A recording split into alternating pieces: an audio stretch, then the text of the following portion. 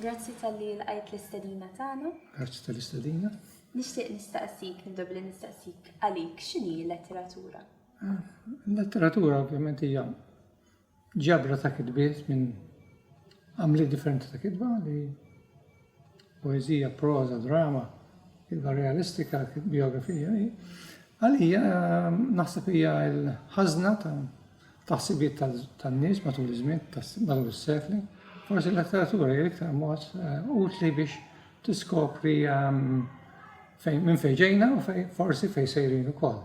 Żmien ovvjament il-letteratura naħseb jien m'għadx għandha l-istess poter li kellha fl-imoddi għaliex naħseb id-digital era, l-era digitali, eventwalment naħseb ħadd issorpassa. Naħseb l-letteratura tinbena librerija oħra digitali li forsi fiha hemm inkluż ukoll letteratura matul iż-żminijiet, imma l-kitba issa imbagħad fiżika li konna nagħmlu fil-modi bil-pinna, bil-klamaħ, bil-typewriter u mbagħad bil-computer, issa online, dik naħseb eventwalment it will take over. Naħseb eventwalment l-esperjenza tal-bniedem ħajinstabu mhux biss fil-letteratura, imma ħajinstabu wkoll fil-librerija kolossali li teżisti fis-sħab li hemm ċans li tintilef ukoll. Il-kodba eventwalment jibqgħu sakemm għadhom fiżiċi f'idejna, ma anke dik naħseb jiena eventwalment dik ħadd tispiċċa jekk naraw ftit il-libreriji madwarna qegħdin jonqsu fejn biegħu l-kodba. Il-winet tal-kodba wkoll hawn Malta. Right, eventwalment anke hija neċessità għalina li aħna dejjem on the move u mhux dejjem tista' ġorri l-kodba tiegħek miegħek. Jiena meta sfitt minn Malta 6-7 darbiet minn jaf kemm il-ktieb għaddejt warajja li qatt ma rajtu iktar. Allora eventwalment bil-fors tfittex il-letteratura, il-kitba, tista' tkun mhux kitba, tista' tkun video, tista' tkun any form of digital content, tfittxu mod portabbli li ġorru miegħek. U dik tkun il-letteratura li titmur lura għaliha jekk inti ħadd tipprova tfittex xi ħaġa mill-modi. U għalik x'tagħmel il-letteratura li forum oħrajn ta' kitba ma jagħmlux? Forum oħrajn ta' kitba jiddependi x'qed titkellmu forum biografija, per eżempju, forum storiċi, akademiċi, l-letteratura naħseb għandha l-tag magħha li l-letteratura bil-forsi li tkollha xi kontest kulturali għoli. Aħna meta nikbu ħadd minna naħseb ma jaspira jiktab letteratura. Jiktab il-kitba tiegħu li eventwalment tista' tidħol fil-letteratura tal-pajjiż jekk hija ta' ċertu livell u tista' ma tidħolx. Bħala kittib ta' drami jien l-inqas ħaġa li kolli f'moħħi meta nikteb li jien nikteb letteratura. Infatti fil-modi fi żmien il-postmodernizmu Malti ta' s-sittinijiet, sebgħinijiet, tmenijiet, il-fatt li ntaħtella dram li huwa letterarju kien jaħdem kontrik. Il-kumpanija ma jridux xi ħaġa. In-nies mhux letteratura, jridu jaraw teatru. U jridu jaraw teatru li jinftiem forsi, allura t-tikketta li hija letteratura għolja dbedhom xi ftit. Dbedhom anke forsi jassumi li tkun qed jintuża xi lingwaġġ li huwa pjuttost għoli mhux ta' kuljum. Allura kien hemm żmien meta l-letteratura konnessa mad-drama kien hemm ċertu konflitt bejniethom hawn Malta l-inqas. Taħseb li f'dal każ inti toqgħod barra minn Malta u tiġi Malta, jiġifieri ma nafx forsi tistax twieġeb lill-mistoqsija. Taħseb li f'dal każ inbidlet is-sitwazzjoni hawn Malta li llum il-ġurnata n-nies imorru xorta teatru biex jaraw xi dram forsi xi ftit iktar diffiċli jew. Mhux se jkun. Problema hija li ma narax li qed jittellaw ħafna drami iktar diffiċli. Qed nara jiena issib xi wħud l-ewwel hemm, fl-modi, sebgħinijiet, melinijiet, kien hemm żmien meta kienu jittellaw drami stabiliti tan-nies kittiba famużi, stabiliti anke Maltin, qegħdin jikbu dram ġdid, però jien naħseb li nbidel da żmien naħseb dik il-mistoqsija tiġi wara li t-teatru kif nifhmuh, kif konna nifhmuh aħna, nbidel da żmien bħala iktar qisu sar spettaklu. Qed isir mod li iktar ma inti tersaq qrib in-nies. Iktar jagħti gost, u iktar ma tagħti gost, iddaħħa tuża ċertu lingwaġġ, taqbż ċertu limiti għandi fil-mod daqs konna naħsbu naqbżuhom. Iktar għandek ċans li tiġbor in-nies u iktar massa tiġi tara jekk ix-xogħol qed tagħmel. Jiġifieri il-popolarizzazzjoni nsejħulha tat-teatru mhux dejjem taħdem favur l-aħjar xogħlijiet li jridu jittellaw fuq il-park. U xi distingwi il-lingwa ta' dram mill-lingwa f'kitba oħra? Il-lingwa ta' dram hija diffiċli, okay, number one. Hija diffiċli għaliex hekk ma jkollokx il-widna ta' kif id-diskors irid jinstema', ta' kif in-nies jitkellmu b'mod normali.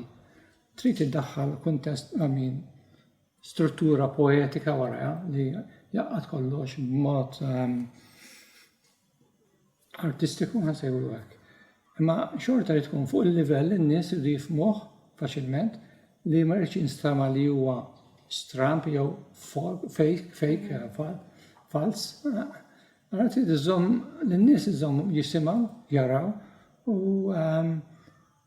dak li qed jaraw jafu li huwa parti minnhom. Għara inti tikteb b'tali mod li inti n-nies qed tgħidhom din l-istampa li qed taraw hija intom. Trid tuża lingwaġġ li huma jifhmuh u li huma familjari miegħu, però mingħajr ma tmur f'xi monologi twal, pereżempju, li tipprova tispjegahom x'qed trid tgħid u x'nafin. Però l-lingwaġġ tat-teatru, speċjalment imbagħad meta tiġi biex tagħmel translation, il-kitba ta' dialogu l-ewwel net, id-dialogu huwa naħseb suprem. M'għandekx dialogu tajjeb, m'għandekx ċans, fl-opinjoni tiegħi anyway, fl-opinjoni miża tiegħi, m'għandekx ċans li tikteb dram tajjeb.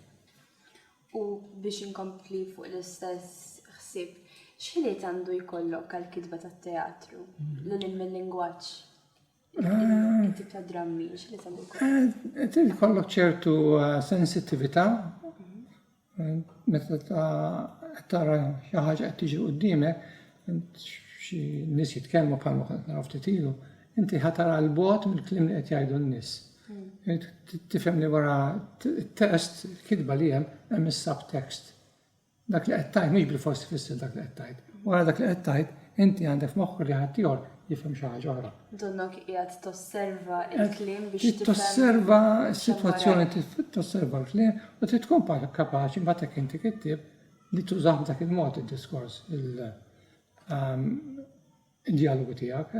Trid tkun sensittiv naħseb l-iktar ħaġa importanti u trid tkun aware, ma nafx kelma bil-Malti, trid tkun aware x'qed jiġri madwarek, trid tkun konxju ta' dak li qed jiġri madwarek biex inti tassimilaħ, jekk inti tkun qed tisma' qed tosserva u tkun f'burdata tajba, tista' tieħu spunt biex minnu tajda nista' nużah jew tiġi kidja din tajba biex nibda drama jew biex nispiċċa drama.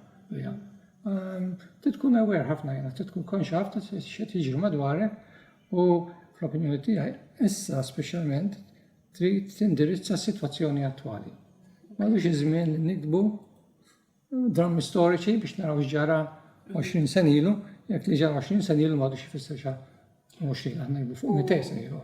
U tkellimna fuq l-udjenza, naħseb l-udjenza mhux ħadd tkun daqshekk interessata f'ġrajiet storiċi li ilna nisimgħu bihom. Right, naħseb. Barra kultant jkun hemm min juża ġrajja storika biex iwassal messaġġ moħbi wara aktar topiku. Però mbagħad kultant naħseb dik hija scapegoat, hija mod biex tevita li tajt dak li għandek tajt biex in-nies ma jgħidux qiegħda qed jgħid għal dak, biex qed jgħid għall-Gran Mastru Pinto. Il-Gran Mastru Pinto forsi huwa dik il-persuna li taħbi dak li għandek tajt wara ġrajja storika, ok, hemm lokalja, storikament, ovvjament ġrat ħafna drabi fi żminijiet meta kien hemm ħakma dittaturi x'nafin li ma tistax tikkritikahom b'mod apert, allura tikkritikahom permezz ta' dram storiku li inti taħbi wara l-messaġġ tiegħek biex forsi xi ħadd jifhmu. U inti tikteb esklusivament id-drammi.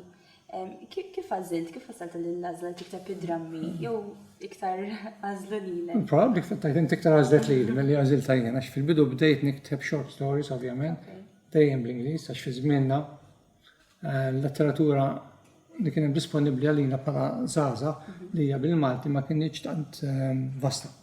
Illum hija vasta immens, forsi vasta żgħir ċerti f'ċerti sezzjonijiet tal-letteratura, ma fi żmienna wkoll ma kellna l-Ingliż. Skużaw, kien Taljan, kien l-Franċiż ukoll, speċjalment Italjan. Libt jiena forsi milli nikteb mill-Ingliż għal-Malti, forsi ħtija ta' Viktor Fenek. Darba dak kien kien assistant head skola fejn bdejt nagħllem jien, u kien iż-żmien meta qed jibda joħroġ il-Pols, u darba kien avviċinan għalli ta' tikteb l-Ingliż, għaliex tikteb li xi ħaġa bil-Malti għall-Pols. Jiġifieri l-ewwel kitba tiegħek bil-Malti kienet għall-Polt. Kienet għal-Pols, eżattament. Ma fl-istess ħin, dak l-istess ħabta nserta li jiena bdejt ninteressa ruħi fid-drammi, dak iż-żmien id-drama fil-rediffusion, mhux television, kienet importanti ħafna. L-uniku mezz ta' divertiment li kien dak iż-żmien, jekk ma tarax ir-raj Taljan, kien jekk tisma' dram bil-Malti kien ir-rediffusion.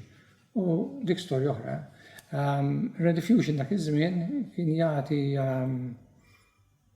somma, għatti enormi ta' drammi bil-Malti, għallina l-nas kien enormi, billi kien xandar dram 2-3 fil-ġimgħa, ripetizzjoni matul il-ġimgħa, u ta' awturi Maltin.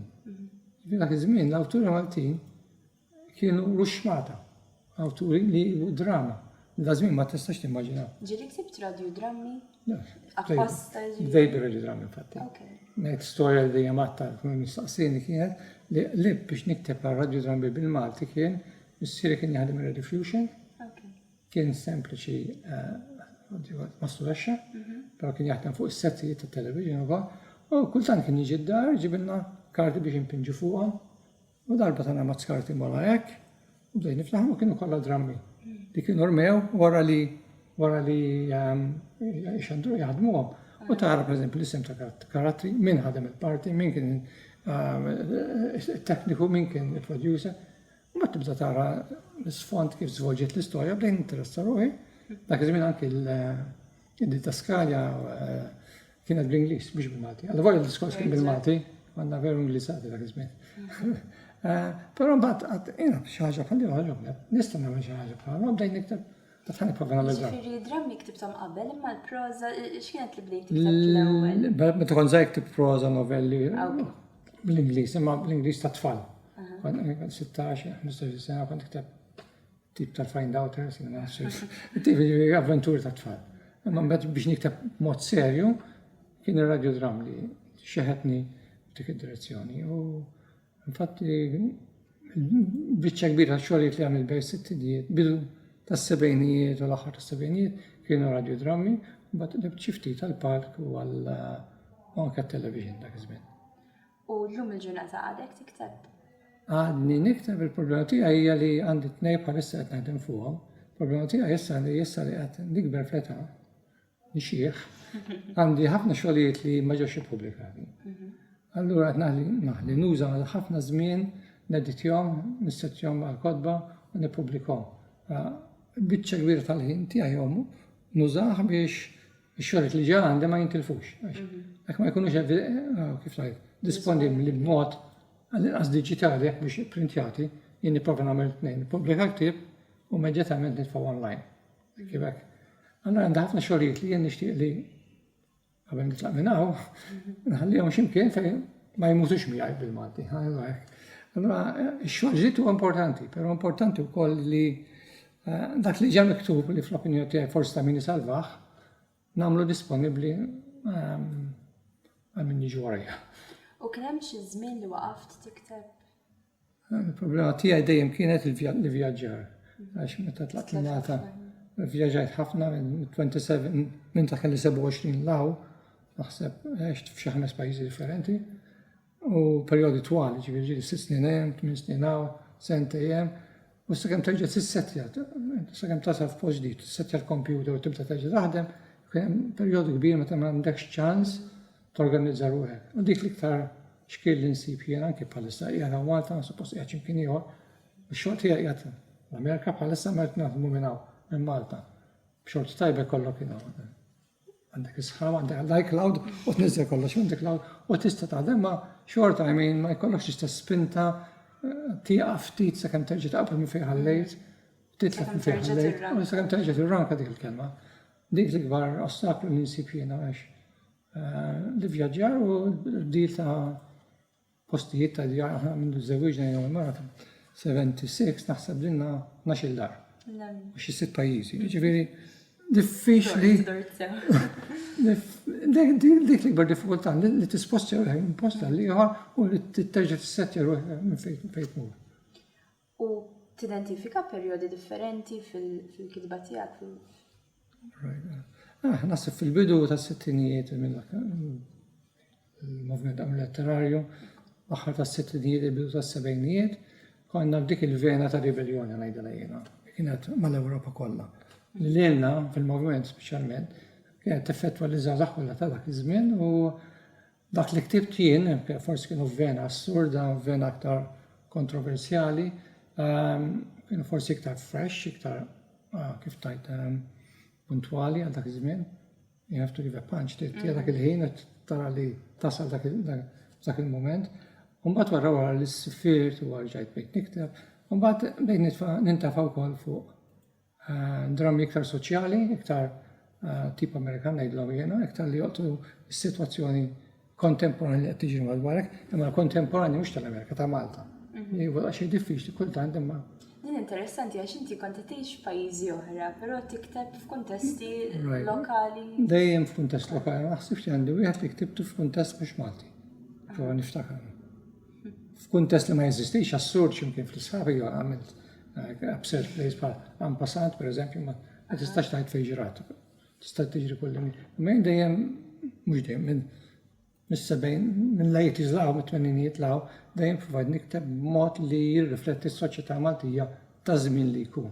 Pereżempju Paolo Redux huwa l-bidu ta' tmenijiet. Asfur ta' ċomp huwa late 70s, forsi late 70s ngħidla. U bad li ktib reċentement l-Anġlu Ħabbar huwa l-bidu ta' 1990s, u l-aħħar wieħed li ktibt li ma kien nsejt. Ir-raġel li ma rridx jiftakar, li rrid jiftakar. Dak huwa pjuttost aktar reċenti huwa żmienna. Għalkemm jista' jkun li ġrat bħal 20 sena ilu. Ma tant inbidlu l-affarijiet f'ċerti sitwazzjoni tagħhom f'ċerti kontesti minn dak iż-żmien għal. U semmejna l-moviment ta' Qawm Letterarju, inti kont parti minnu. X'fisser għalik u x'kien is-sem tiegħek fih? Il-moviment Qawm Letterarju kif qed qabel kien jagħtik skop, kif semmejt forsi qabel, li tipparteċipa jew fil-programm tagħhom li kien fit-television kien fir-Rediffusion li kien bitu letteratura li kien joħroġ kull ġimgħa u jirrappreżenta soli ġodda ta' kittiba ġodda. U kien pjattaforma unika, I mean, beat, rock, music, għax nafin tal dak iż-żmien. Mbagħad il-letteratura kien allura kien jagħtik spunt fejn xandar xogħlijiet, novelli, rarissimu drammi ma' novelli, poeżiji, biex nafin kienu jsiru. Min naħa kienu jkollu jitellaw ukoll serati letterarji, mużiko letterarji matul l-irħula ta' Malta konna nduru ġifieri rappreżentazzjoni differenti. Tempi ġieli. Għandi wieħed ħaltaxin niftakar fuq l-obra ta' ħaltaxin niftakar wieħed żgur. Fuq kien hemm ħafna. Għalija kien li tani spunt biex nuri minn jien bażikament, għamin nippreżenta ruħi lill-pubbliku Malti bażikament. U ħarġa ħafna m'hemmx fejn nsemmihom Ertu Parjo, Friġġieri, Franz Sammuti, hemm ħafna li dak iż-żmien konna fil-bidu, tifhem għandni l-bidu issa għadda, uħud minnhom għadu ma' uħud minnhom le, sfortunatament, imma li kien għajjem li kuxjenza biex naraf x'qed jiġri madwari u biex ma nżommx lura, jien kont it-tip li nżomm lura ħafna. Kont mistħi immens, nafx jitfisser tkun mistħi iktar. Dak iż-żmien kont mistħi immens, imma tanni spunt biex m'għandekx effetti bżoħroġ, jippreżenta xogħolok u ekku tajjeb, jiġi mill-uħ tajjeb nassumi. Għamil żmien kien hemm attività enormi li forsi ma nimmaġinawx hawn Malta. Ftit hawn min għadu jagħmel l-istess xogħol li kien jagħmel moviment ngħidlek il-verità. Kien hemm nies bħal Friġġieri li kien il-moħħ bażikament warajha. Kien hemm mbagħad Mario Zoppardi li kien ma tistax iżommu. Jivvinta proġett wara l-ieħor, iġorru fuq spaltu waħdu, aħna ngħinuh ovvjament jivvinta l-Pol, Satar, il-programmi bitu letteratura, drammi, l-Università x'senur, Mario Zoppardi kien dejjem. U matul is-seklu naħseb kien wieħed mill-iktar esponenti li jiswew ta' dak iż-żminijiet. Tajjeb, ngħaddu biex nisimgħu silta minn drammi tiegħek. Ta' Anastasija? Ekku, nibdew mill-land. Minn tal-buffu meta jiltaqa' mat-tifel u l-buffu hawnhekk qed jipprova jifhem lit-tifel għaliex wasal buffu, għaliex ma rridx ikun parti mill-umanità aktar. U ħaseb li jekk jaħrab mid-dinja jista' jissieħeb fiċ-ċirku jsib dinja oħra li fejn jista' jistaħla. Allura, u jgħid, jista' jkun għax forsi qabel s-siet maċ-ċirku, kont imdejja id-dar li fija konniex. Rrit jaħles mill-irbit ta' familja, mill-wiċċ għal rastamartu, mid-disprezz u t-maqdir ta' wlidu. Minħabba ġirien li ħadd ma kien iħallih il-violin, għalhekk qed jaħrab. Fuq ix-xogħol sħabu l-iskrivani kienu għażinin u jgħaddu żmien bih. Jaraw jaħdem waqt il-prinċipal stess ma kienx jaħmlu. Fl-aħħar għalhekk ħarab u jingħaqad maċ-ċirku. Ħaseb li hawn ħadd ma jindaħallu. Miskien kemm mar imqarraq. Kull ma sab hawn kien li wiċċ il-mara l-ħoxna kien wiċċ martu. Wiċċ sit iċ-ċirku kien wiċċ il-prinċipal u wiċċ sħabu taċ-ċirku l-iskrivani. U lanqas hawn ma ħallew ħidoq il-violin. Għax flok il-ġirien sab il-folla. Il-flok taw fit-tambur u t-sinnannati u ġelu ħidoqhom. Basta jagħmel ħafna storbju u jiġbor aktar nies. U hekk kif qabel kien jaqla bis-sieq, hekk wara xorta kompla jaqla bis-sieq. Hija simbolika ta' ftit li xatt għalija ftit simbolika żejjed forsi, ovvja, simbolikament ovvja. Forsi dak iż-żmien kien hemm bżonn iktar. Dak iż-żmien ma kienx hemm bħala, mhux ma kienx unika. Imma konna fil-bidu meta s-simboliżmu l-assurd kien qed jistabbilixxi ruħu. Fatti Albert Marshall kien ra u kien tellaħħa television MTV u għajmet kjass enormi. Ħadd ma fehm xejn qalu minn xarqal ta' min jobżoq. Xarqal ta' min jobżoq f'wiċċu minn għażel li tella dan it-tram. Biex imbagħad 5 snin wara qiegħda l-iskola jistudjaw għall-matrikola. Ekku damet Damet snin twil. fil-matrikola. Ma naħseb li huwa forsi l-aħjar xogħol tiegħi però wieħed mill-aktar ninħobb li għadu kif tajt għażiż għalija nsejħu hekk. Forsi jibqa' dejjem relevanti wkoll. Jibqa' relevanti yes. U hekk jiġi ppreżentat fuq il-park għalkemm miktub għar-radju, jagħti spunt għal ħafna moviment teatrali billi huwa l-isfond taċ-ċirku. X'kienu l-influenzi letterari u artistiċi Maltin fuq xogħolok? Maltin fuq xogħli il-poeżija l-iktar li naħseb kienet influenzatni. L-iskola sfortunatament ngħidu konna mdorrijin bix-xogħlijiet tradizzjonali, patriottiċi kif qed qabel reliġjużi, però mbagħad ġew il-moderni u l-moderni huma kittiba tal-moviment hawn letterarju li jibdew jippreżentaw ix-xogħol tagħhom b'mod aktar topiku, b'mod aktar relevanti, b'mod aktar marbut mal-popolin, nsejħu hekk. U dawk influenzawni għalkemm jien ma rridx nikteb poeżija, qatt ma ktib xi tnej love poems. Għal xi ħadd partikolari ma. Ġieli rejthom jew dejjem żammejthom privat. Qatt ma rejthom, però qatt ma ktib poeżija jiena kultant xi waħda qasira bħala protesta għal xi ħaġa jew oħra. U anke naħseb ġieli forsi daħħalt xi silta poetika fid-dram. Li jiġri huwa eżattament hekk inti qed tikteb diskor, qed tikteb dialogu, m'għandek ebda xkil li ddaħħal xi ħaġa poetika għalkemm moħbija taħt sura drammatika. Laqtuni l-iktar aħna fi żmienna l-kittieba ta' żmien li kienu Rinsaċin Longlot, il-Barrani pereżempju, Nino Cremona l-Fidwu tal-Bdiewa, jekk issemmihom illum kważi tajt min kienu dawn in-nies. Mill-lat drammatiku u mbagħad kif bdejt nikteb jien ukoll tfaċċa Francis Xavier u speċi konna qbadna l-istess triq bejn wieħed u ieħor. Kien jinfluwenzawk ix-xogħlijiet ta' Francis Xavier intu tikteb speċi. Qed joħorġu fl-istess żmien imma. Ma kienx hemm differenzi, il-problema kienet li qed nikteb fl-istess żmien. U pubblikazzjoni tiegħu okej kienu saru fuq il-park li mhux dejjem rajthom jien, rajt xi wieħed jew nej. Ma stajx inkun naf bihom li meta pubblikhom xi 4 snin wara. Però għandi mejta mina kont ġaktibt daw kollha li qed naraw hekk u però l-influenza Francis Xavier hija li jurik li t-teatru Malti hemm postu u jiġi aċċettat jekk ikun magħmul b'mod tajjeb. Però bħala letteratura mbagħad li influenzatni fid-drama, naħseb il-letteratura kollha drammatika għad-dinja kollha naħseb sorta kollha. Ingliżi, Italjani, Franċiżi, Spanjoli. Rajthom u l-iktar influenza li forsi kellha effett qawwi fuqi fil-fatt kienu drammi fuq it-television Taljan. Ir-Rai dak iż-żmien kien jirrappreżenta jieħu kittib pereżempju Thornton Wilder u jtik id-drammi tiegħu kollha wieħed wara l-ieħor. B'mod maħdum tajjeb minn atturi Taljani tajbin ħafna, u għara Tortin Wajda li jiġi ieħor, mbagħad jiġi ieħor, Taljani ovvjament Pirandello, x'nafin Taljani u Babetti. Kont tara drammi serji u tajbin għaw stabiliti li da żmien forsi rarissimu jkollok ċans ssibhom fuq televizjoni tista' ssibhom fuq il-YouTube forsi ssib xi wieħed jew tnejn. Ma dawk ovvjament influenzawna ħafna, speċjalment il-moderni, u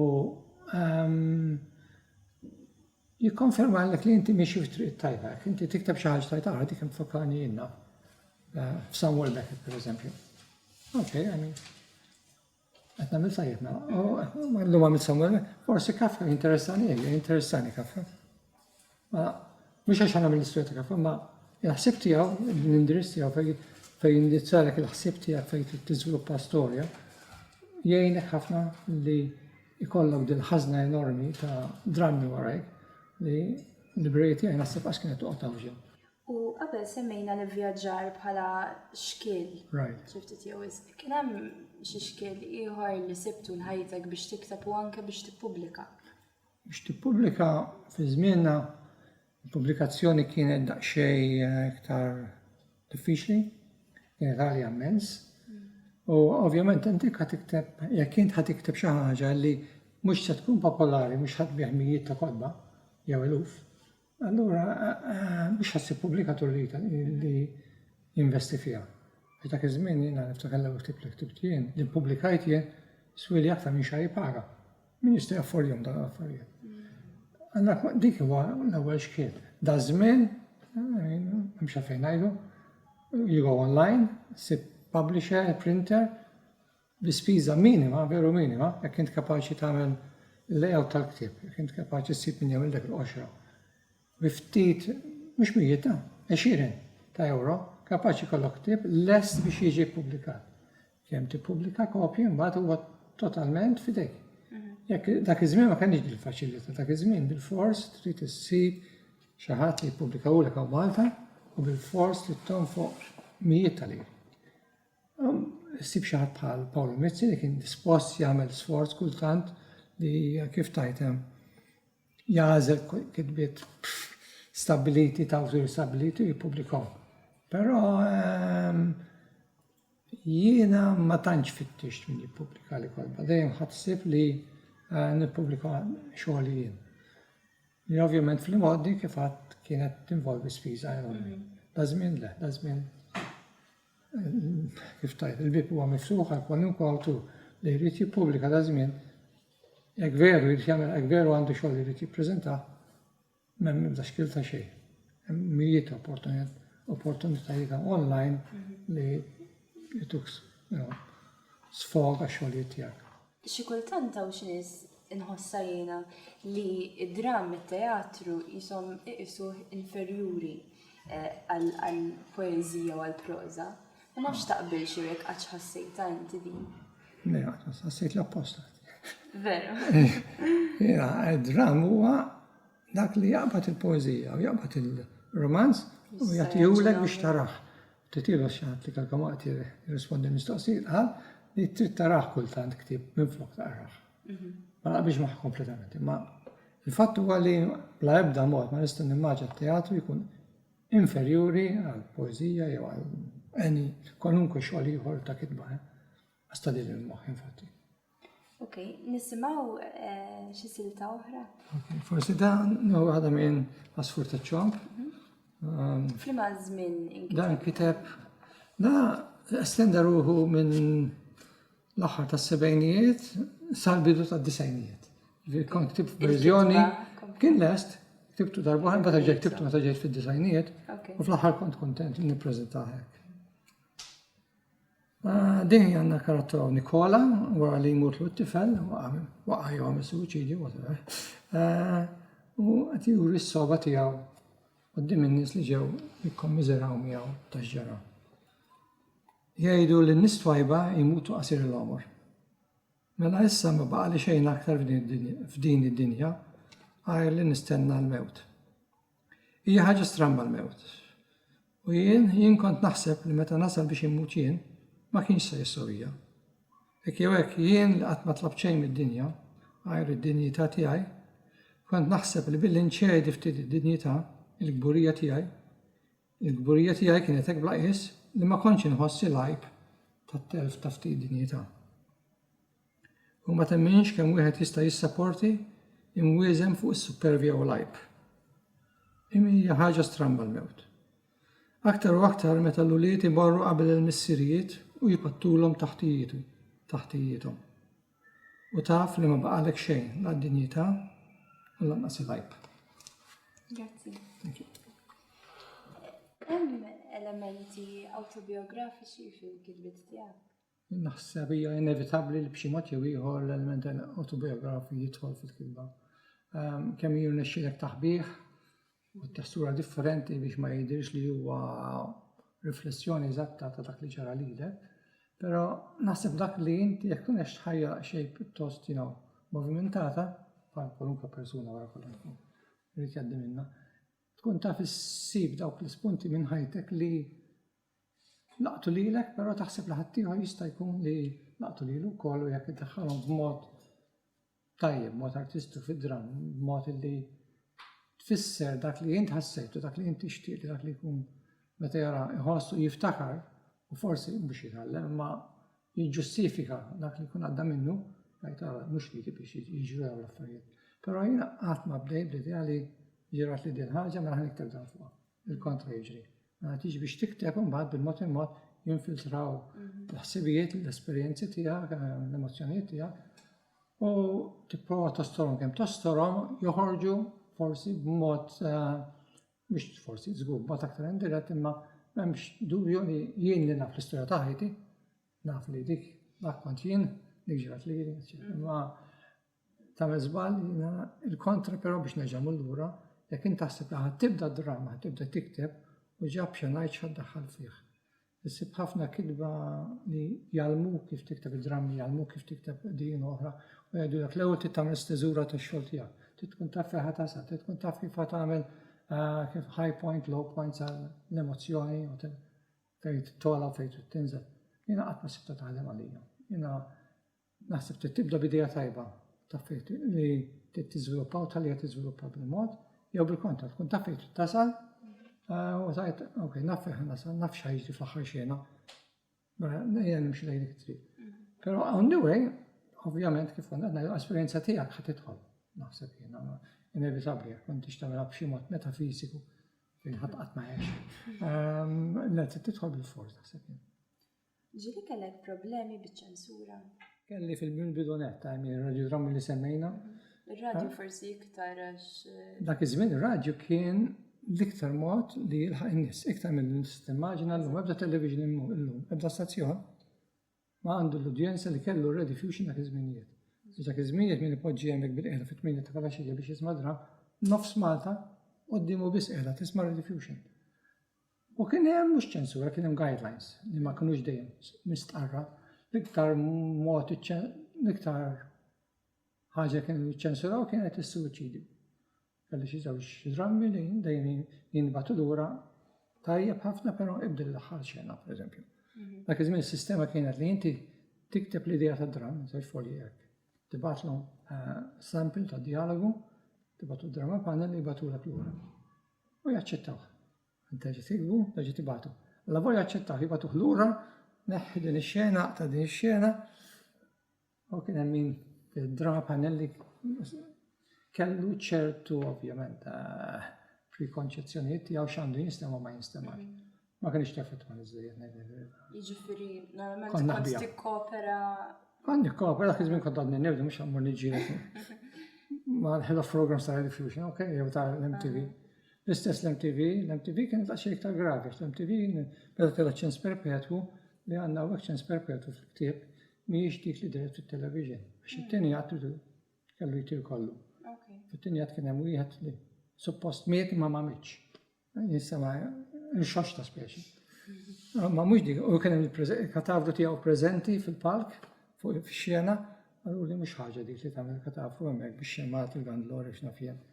Dik titneħħa, okej. Kien hemm il-mara pereżempju, s-seftura taħdem magħhom, ħadet l-okkażjoni biex tipprintja s-santi u tbieħ biċċi tal-onnella għax mitqaddis. Għallu li dik, aħjar neħħa wkoll. Dik li neħħija wkoll. dik tagħti kif tajt rifless ħażin fuq il-Knisja ta' dak iż-żmien anyway. Spiċċaj biex tilt it-tinjat darba darbtejn, infatti tlibtu 3 darbiet dak id-dram. Però ma ħanx ninkwita dak iż-żmien. Dak iż-żmien kont I can get around it maybe. Fis-snin iktar reċenti. Reċenti. Iltqajt ma' problem ta' ċensura? Reċenti wieħed li ma ħanx nixtieq nelabra fuq. Għax kien l-ewwel dram li tella sa ġejt lura barra u fejn kellu jittella kien post daqsxejn kif naqbad tajt. Taħt il-kontroll ta' ċertu entitajiet li kien fuq ċertu fuq gays u xnafien affarijiet bħal dawn. Għanax kien popolari il-karattru gay li kien il-karattru prinċipali ta' dram u rridu jaqtaw fataqaram għax affaċċati mid-dram. Imma dik l-uniku nistajt fuq ma again tajt protestajt kemm xtajt. Flok 10 forsi spiċċaw 7, imma mbagħad ħalli del-ikraħ waraj, fehmtu tiġġieled ma' dak huma li jom biex ħaġa sabiħa. Temmen fl-autoċensura? Jinnamel li jekk inti għandek ċerti valuri waqt li qed tikteb, pereżempju, m'intix wieħed imdorri jikteb Klimoxxen, nista' ngħidu Klimoxxen. Ma nsibix faċli jien nikteb Klimoxxen. Però għandek karattru li rrid jgħidha, ma nżommx lura ngħidha. Però again, jiena nimxi skont il-valuri tiegħi, mhux ngħidlek. Mhux ħan nitfaħħu hemmhekk just for the fun of it biex niġbor in-nies. Mhux ħan nitfa' xena ta' sessu x'nafin, sempliċement għax in-nies ħajġu jarawha. Dik naraw. L-autoċensura ma tidħol minn punt soċjali, politiku, mbagħad qed ngħixu fi żminijiet fejn jien naħseb qegħdin ngħixu fi żmien ta' autoċensura enormi f'pajjiżna wkoll. Jiġri taħseb li hawn Malta bħalissa teżisti ħafna din li jisu dak li jkun iżomm lura biex ma jingidimx?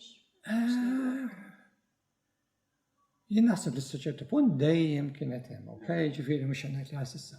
Pero aħna d-dejna fuq mizminiet tal-huma li huma u jekk inti veru tikteb dak li għandek tajt, jien naħseb tirriskja ħafna. U jien naħseb l-autoċensura qed issir għalkemm ma nemmettuhiex. Meta xi ħadd m'għamilx autoċensura spiċċa mejjed. Ma qabel qatt ma kienet teżisti. L-autoċensura bil-fors qiegħda hemm. Issa, jiddependi minnek meta tħallijat tirkbek u meta tħallijiex tirkbek. Orestet, ħalna daqsxejn fiha diġà, imma kif taħseb li dak li jkun qed jiġri madwarek jaffettwa l-kitbiet tiegħek? Kemm qabel kemm issa? Jiddependi minnek jekk intix dispost li jittak il-head on dak l-affarijiet. Yes. Jiddependi jekk jaffettwak, suppost jaffettwak, ok? Inti għad tikteb fuq x'qed jiġri issa, inti għandek dover, nsejħu hekk, li inti tajt il-verità u li inti tqajjem il-kuxjenza politika, morali, reliġjuża, whatever, tan-nies ta' madwarek u tipprova tirrifletti dak li huwa sejjer tajjeb u dak li huwa sejjer ħażin, mhux għax inti xi profeta jfhimni għamil. Imma bażikament ix-xogħol tiegħek huwa li inti tkun kun ġenwin. Biex tkun ġenwin tirrifletti dak li qed jiġri madwarek. Drammaturgu għandu mbagħad l-iktar għodda qawwija f'idejh għaliex ix-xogħol tiegħu ħajġi ppreżentat b'mod ħaj biex jinteba' fuq xkaffa biex xi ħadd imur uffiċċju ma juffiċċjux. Dak ħajntef suppost jinħadem, mhux dejjem jinħadem, u suppost eventwalment jispiċċa fuq YouTube jinaf. Allura il-messaġġ tiegħek qed tirsejjaħ il-messaġġ. Suppost jandu jolqot iktar nies. U l-Malti li ngħixu fiha llum kif tara nbidlet? Inti forsi tista' titkellem aktar għax tkun barra tiġi. Right. Għamilt 4 perjodi meta għext barra ċertu żmien rġa' ġejt mort u rġajt. U nara l-bidli żgħar għall-ewwel, mbagħad jikbru iktar meta jisaqlaw. U Malta minn wara l-Ewropa law, ġifieri, għaddejna minn perjod naħseb jien ta' svilupp enormi, iktar faċilitajiet, infattaħna iktar lejn id-dinja. U sakemm ġejna issa li l-problema hija li issa tant inftaħna li issa qed nitilfu minn aħna. Issa l-ikbar problema naħseb hija dik li l-identità tagħna, biex ma nsemmix il-lingwa, l-identità tagħna era it's being diluted, ma nistax insib il-kelma bil-Malti.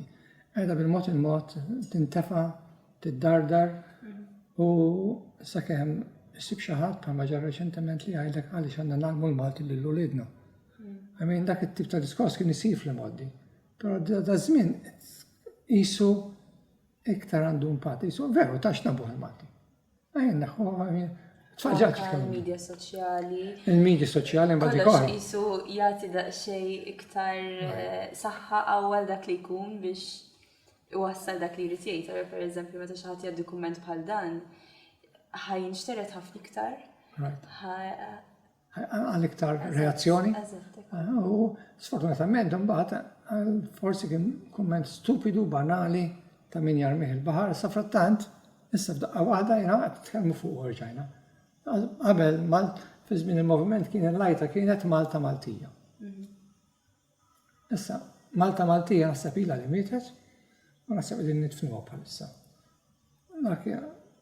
Qed niftu għall-Ewropa, mhux l-Ewropa ta' personalment jien l-Ewropa nara li għandha tiġi kbir, biex nkun ċar, dejjem kont favorija.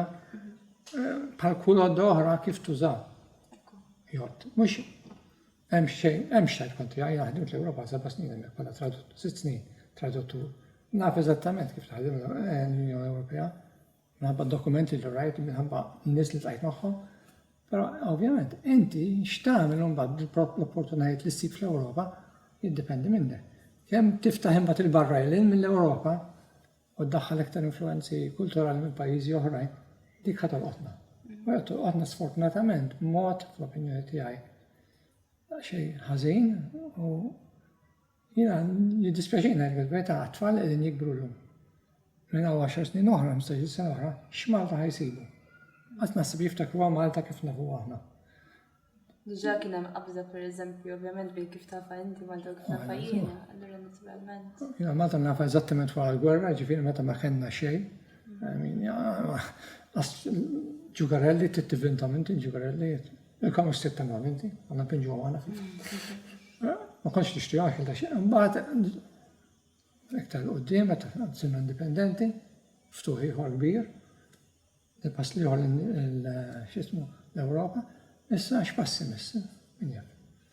The post-European era naħseb ħad tiġi, għall-aħħar saqgħat tiġi fil-erma. Naslu għall-aħħar mistoqsija. Kif tħares lejn l-iżvilupp li seħħ fil-qasam tal-letteratura Maltija minn meta bdejt tikteb inti u forsi apparti minn hekk tista' tgħidli wkoll fil-qasam tat-teatru minn meta bdejt tikteb inti? Bidla li saret fil-qasam tal-letteratura ġa semmejni għalli bidla li saret kbira kienet fi żmien il-moviment għamel letterarju li segwa għal ċertu tul ta' żmien ħarġu oħrajn ġodda kol ta' valur.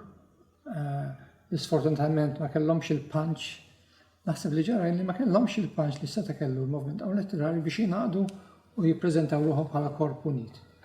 U anke issa naħseb ma nafx tajna billi nkun ġew sejjer ta' fiktar minni li qiegħda fl-għaqda inti milli nafin żgur, però kemm issib kittiba lesti jippreżentaw ruħhom bħala moviment, bħala forza li għandha qawwa u jaffeċċaw il-poplu. Dik forsi naħseb li il-bidla kbira it's been diluted quite a bit naħseb mindu. Kien hemm dak iż-żmien meta kittieba kienu forza li that you have to account for, kienu forza li tismagħhom. Da żmien naħseb il-letteratura qiegħda hemm qed tagħmel passi qed jiġu pubblikati kotba relevanti, però naħseb l-effett l-opinjoni tiegħi dejjem huwa xejn iktar mifrux, mitluf fis-social media, ħlif minn tħol Facebook jurik il-ktib ħarġ, per eżempju, xaħtu jikkommenta fuq x'nafjen, però fil-fatt kemm hemm nies li qegħdin segwa dik is-social media. U taħseb jiġifieri minn qed taħseb li l-kittieb tilef ħafna mill-poter tiegħu l ġurnata? Naħseb iva, naħseb tilef il-poter tiegħu, naħseb li mhux rikonoxxut as much. Billi nagħtu l-premji darba kull sena l-dak u l-oħra. Ma jfisser xejn fl-opinjoni tiegħi. Kemm ħadd evalwalu x-xogħol tiegħu, kemm ħajkun hemm nies li jitkellmu fuq ix-xogħol tiegħu. Kien hemm żmien meta l-gazzetti kollha ta' Malta kull ġimgħa kien ikollhom paġna letterarja, kotba ġodda, kritika, l-istess il-park. Ma kien hemm żmien meta jitla dram, ma kienx jitla dram li ma jkollux ngħid li terba' reċenzjonijiet. Da żminijiet ma nafx jiena forsi ma nsegwihomx daqs qabel, però ikun hemm online issib. Però mhux fil-gazzetti u mhux b'mod li tajt din hija opinjoni awtorevoli. Min qed jitkellem huwa xi ħadd li mitla tas-suġġett li għandu ċertu background u li qed jagħti opinjoni rispettabbli. Forsi, ma nafx, rispondejt għal U fil-qasam tat-teatru forsi? Fil-qasam tat-teatru x'inbidel. Naf li t-teatru bħalissa għandu influss kbir ta' fondi li jista' jagħti sem akbar lill-kittib Malti. Ma nafx il-kittib Malti, drammaturgu Malti u jibbenefika minna jew le. L-opinjoni tiegħi hija li mhux. Mhux għax jien qed nippredi li jkun fondi, għandi biżżejjed fondi biex intara drama jekk irrid, mhux wieħed nej 10 jekk irrid. Imma mhux di l-punt huwa li ħadd ieħor għadu qed jibda, qed jippreżenta dram, irid ikun rikonoxxut, irid ikun moni mejjun biex juri x-xogħol tiegħu biex darb'oħra jerġa' jirrepetiha. Ma jistax ikun li inti terbaħ konkors, terbaħ dram. Mbagħad dram tiegħek issibu qiegħed imxellef ħanajlu hekk sakemm jitla'. Min jibiddel minn hawn, min jibiddel minn hemm, min juża minn. Mbagħad jien naħseb f'opinjoni tiegħi qed tiskoraġixxi mhux tinkoraġixxi dak li jkun. Fl-istess sens, id-drammaturgu għandu bżonn ukoll jingħata iktar awtorità Yes, għandu. fix-xogħol U tiegħu. għandu jkun gburi minnu nnifsu biżżejjed biex jgħid leh dan huwa x-xogħol tiegħi, okej? Nbiddel, tajjeb li tbiddel l-ewwel hemm tuħu parir, imma x-xogħol irid jibqa' tiegħek u nara min tella dram dan l-aħħar tara huwa sporadiċi pjuttost min huma l-awturi jew awtriċi, iktar minn irġiel iktar nisa ta' żmien.